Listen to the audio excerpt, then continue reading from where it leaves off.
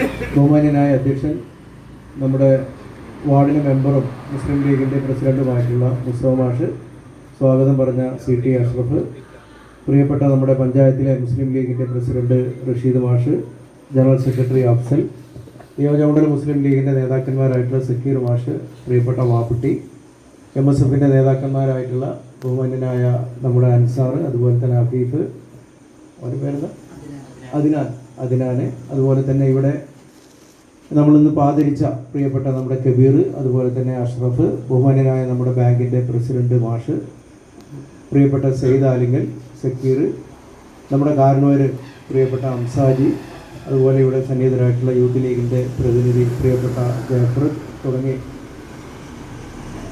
എൻ്റെ പ്രിയപ്പെട്ട സഹോദരന്മാരെ, നമ്മുടെ ബ്ലോക്ക് പഞ്ചായത്ത് അംഗവും വനിതാ ലീഗിൻ്റെ നേതാവുമായിട്ടുള്ള പ്രവീണ ഹബീബ്, സീനത്ത്, പ്രിയപ്പെട്ട സഹോദരിമാരെ, സുഹൃത്തുക്കളെ, ഗവർമാരെ, ഇങ്ങനെ ഒരു ചടങ്ങ് ഇവിടെ സംഘടിപ്പിച്ച പഞ്ചായത്ത് മുസ്ലിം ലീഗ് കമ്മിറ്റിയെയും അതുപോലെ തന്നെ നമ്മുടെ വാർഡ് മുസ്ലിം ലീഗ് കമ്മിറ്റിയെയും അതിൽ പങ്കെടുത്ത നിയോജക മണ്ഡലം പ്രസിഡന്റ് ഉൾപ്പെടെയുള്ള നമ്മുടെ നേതാക്കന്മാരെയും എൻ്റെ ഹൃദയത്തിൽ തൊട്ടുള്ള നന്ദി അറിയിക്കാൻ ഞാൻ ഈ അവസരം ഉപയോഗപ്പെടുത്തുകയാണ്.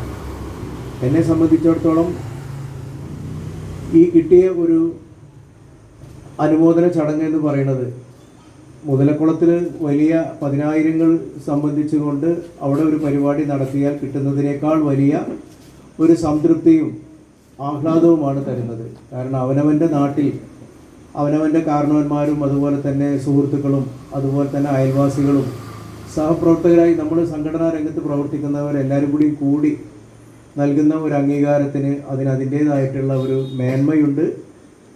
അതൊരു ഹൃദയസ്പൃക്കായിട്ടുള്ള ഒരു കാര്യം കൂടിയാണ്.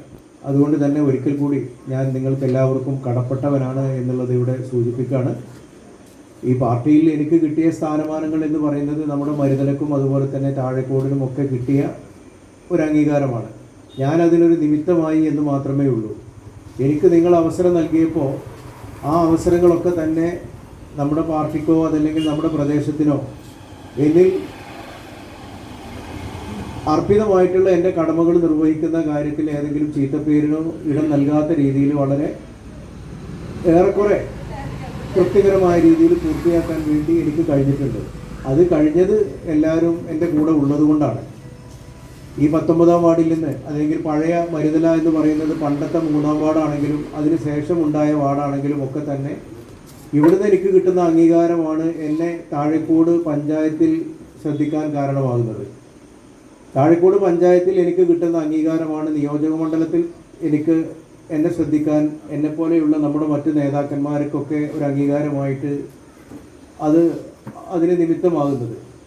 അപ്പോൾ നാട്ടിൽ നിന്ന് കിട്ടുന്ന ഒരു അംഗീകാരം, ഇവിടെ നിങ്ങൾക്കറിയാം നമ്മൾ രാഷ്ട്രീയ പ്രവർത്തനം നടത്തുന്നത് പരസ്പരം അങ്ങോട്ടും ഇങ്ങോട്ടും ഒരു വിട്ടുവീഴ്ചയും ഇല്ലാത്ത രൂപത്തിൽ നമ്മുടെ രാഷ്ട്രീയ പ്രവർത്തനം നടത്തുന്നത് നമ്മുടെ തന്നെ ഭാഗങ്ങളായിട്ടുള്ള, ചിലപ്പോൾ നമ്മുടെ ചോരയായിരിക്കാം, അതല്ലെങ്കിൽ അതുപോലെ നമുക്ക് പ്രധാനപ്പെട്ട ആളുകളുമായി സന്ധിയില്ലാത്ത സമരം നടത്തിക്കൊണ്ടാണ് വിട്ടുവീഴ്ച ഇല്ലാതെ നമ്മുടെ പാർട്ടിയുടെ അന്തസ്സും യശസ്സും ഉയർത്തിപ്പിടിച്ചുകൊണ്ട് നമ്മളിവിടെ പോരാടുന്നത്.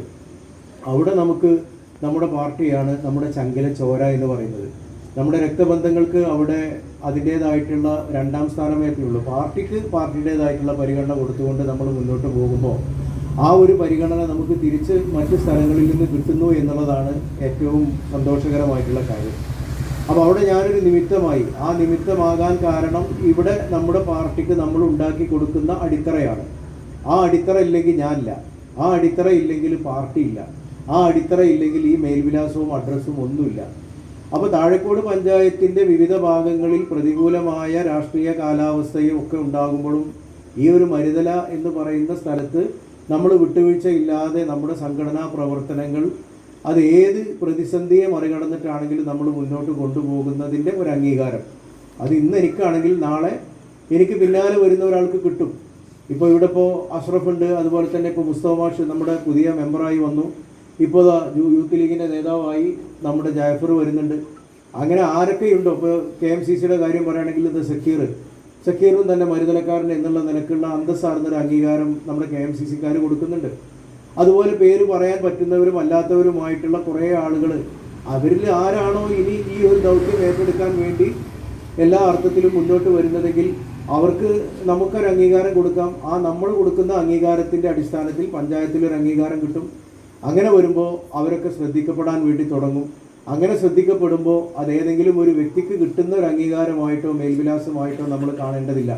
ഇവിടെ പറഞ്ഞല്ലോ, എനിക്ക് കിട്ടിയ അവസരങ്ങളൊക്കെ തന്നെ നമ്മുടെ പാർട്ടിക്കൊരു മേൽവിലാസം ഉണ്ടാക്കിയെടുക്കാൻ, ഞാൻ വളർന്നതോടൊപ്പം തന്നെ നമ്മുടെ പാർട്ടിക്കും അതിൻ്റേതായിട്ടുള്ള ഒരു മികവ് ഉണ്ടാക്കിയെടുക്കാൻ ഞാൻ ശ്രമിച്ചിട്ടുണ്ട്. അറിഞ്ഞോ അറിയാതെയോ അതിൻ്റെ ഫലം നമ്മുടെ നാട്ടുകാർക്കൊക്കെ തന്നെ. എന്നാൽ ഇവിടെ 24 മണിക്കൂറും ഈ മരുതലയിൽ കടന്നു കറങ്ങുന്ന ഒരു രാഷ്ട്രീയക്കാരനായിട്ടുള്ള ഒരു മുഖം എനിക്ക് ഇന്ന് വരെ കിട്ടിയിട്ടില്ല. ഒരുപക്ഷെ ഞാൻ വന്നതിന് ശേഷം വന്ന എന്നേക്കാൾ രാഷ്ട്രീയമായിട്ട് പറയുകയാണെങ്കിൽ ഒരുപാട് ജൂനിയർ ആയിട്ടുള്ള മുസ്തഫ മാഷക്ക് അങ്ങനെ ഒരു മുഖമുണ്ട്. അത് മുസ്തഫ മാഷും ഞാനും തുടങ്ങി വെച്ച രാഷ്ട്രീയ പ്രവർത്തന ശൈലിയുടെ വ്യത്യാസമാണ്.